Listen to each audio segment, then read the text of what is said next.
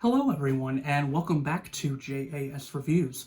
My name is James, and welcome to another movie review. And this time I'm going to be talking about the movie Tenet, directed by Christopher Nolan and starring John David Washington, Robert Pattinson, and Elizabeth Debicki.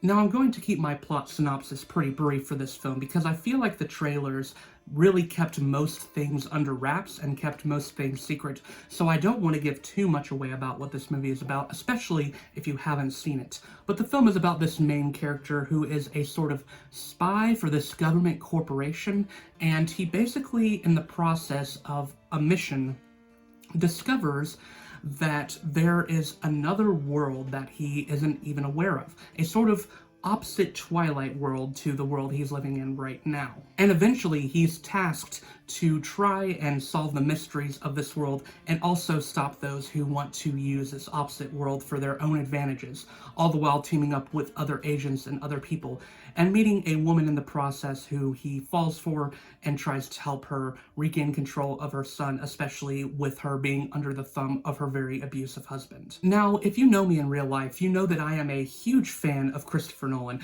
In fact, it would be an understatement to say that, because The Dark Knight, the second in the Batman series, still remains to be my favorite movie of all time, even more than 10 years later. And Christopher Nolan in general is a very important part of my movie career as well. He became my favorite director very quickly as I started seeing more and more movies from him.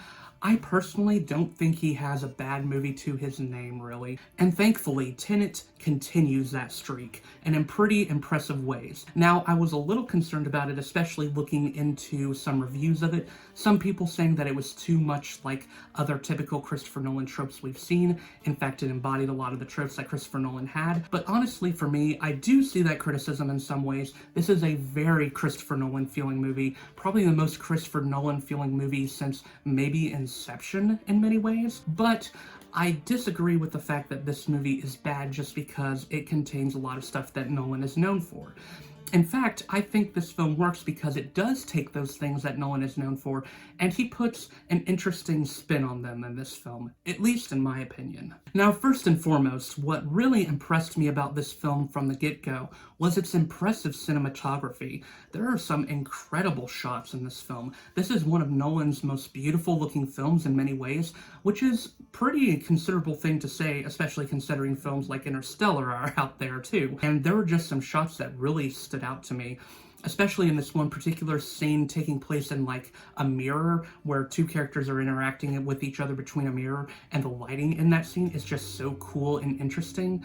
Nolan just knows how to shoot a film, and he continues to prove that here. Also relating to cinematography, sort of, the action scenes in this film are really good, which, you know, isn't that surprising from Christopher Nolan. He always knows how to creatively shoot action, and in my personal opinion, the action in this film impresses me even more than in some of his other films that he's released recently, and they really take advantage of this Twilight Zone world concept with the action scenes. I don't want to reveal exactly what they do with this concept, but it is so interesting to see and so cool to watch, and definitely makes this film one of the most unique viewing experiences I've had this year. Performance-wise, this film is quite solid too. John David Washington does a great job as the main character.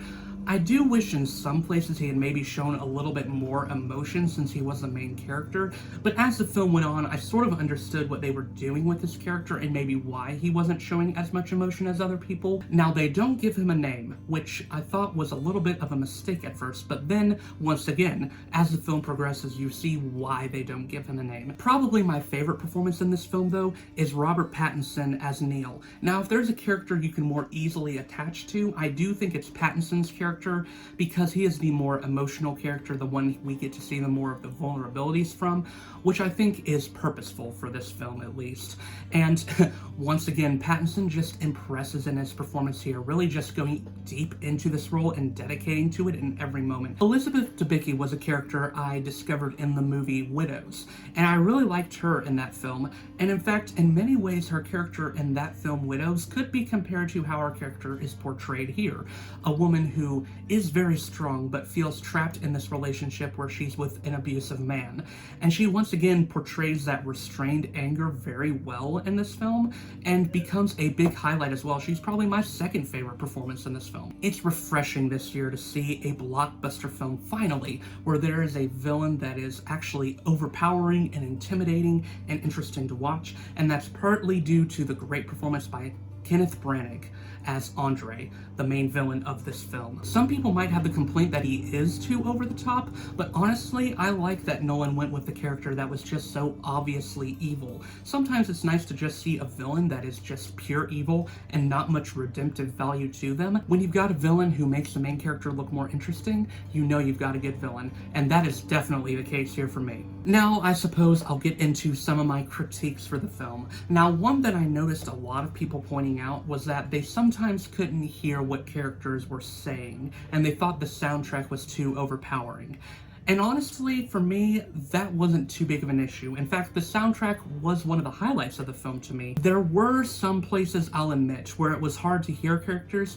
I think this was actually a bit of the problem at the beginning of the movie as opposed to other parts of the film, but it never became too overpowering for me or anything like that, so I'm gonna say that was a minor issue, but it wasn't one that bothered me too much. Actually, one of my bigger issues with this film, probably the main one, comes down to the dialogue.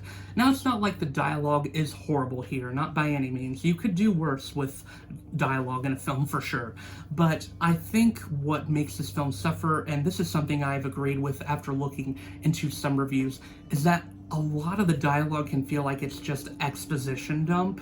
Now for this film, especially when you see it, you know there's gonna have to be some exposition dump. I didn't like that the dialogue was sometimes just too exposition heavy, and that sometimes in certain places decreased the mysticism of the main plot line to me. Also, I will say the way this film begins is a little disorganized to me, and tonally the beginning doesn't really feel like it's in line with the rest of the film. I'm not sure how I can explain it, but even though the beginning is a pretty cool action sequence and it definitely has you on the edge of your seat right away, everything after it feels like it doesn't necessarily match up to that beginning part. And also, you're left feeling a little bit disoriented in the beginning, especially with the way the camera's cutting around, which I do think that was purposeful, but I wasn't sure if I enjoyed that to the fullest extent that I could have. And finally, I will say that there are some points where it can just feel that characters are just sitting at tables endlessly talking exposition, and sometimes it feels like it doesn't mean much,